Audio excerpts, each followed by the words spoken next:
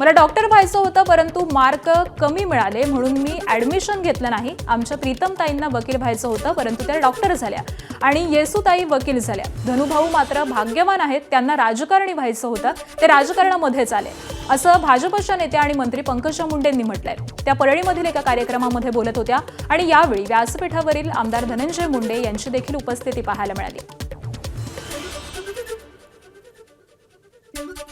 पवित्र असं प्रोफेशन आहे. मला खूप डॉक्टर व्हायचं होतं, खूप हौस होती मला, पण मी झाले नाही.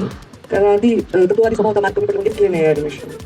आणि मग आता प्रीतमताईला व्हावं लागलं, तिला व्हायचं होतं वकील, ते यशोताईला व्हावं लागलं. आणि असं ज्याला जे व्हायचं नसतं ते व्हावं लागतं. तर मग तुम्ही फार भाग्यवान आहात. तुम्हाला जे करायचं होतं तेच केलंय तुम्ही. राजकारणात यायचं होतं राजकारणात आले, आम्ही उघडे अडकलोय. माझं जे व्यवसाय आहे त्याचा माझ्याशी काही दुरान्वयी संबंध नाही.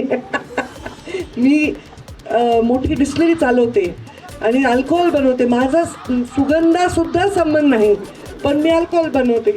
आता काय करावं, ब्रँडसुद्धा मला माहीत नाही आहे. ब्रँडसुद्धा मला काही माहिती नाही आहे, पण ते उद्योग मी चालवतो. त्यामुळे कधी कधी आपण जे उद्योग करतो त्याचा जरुरी नाही आहे कारण आपल्याशी त्याच्याशी संबंध असतो. एबीपी माझा, उघडा डोळे बघा नीट.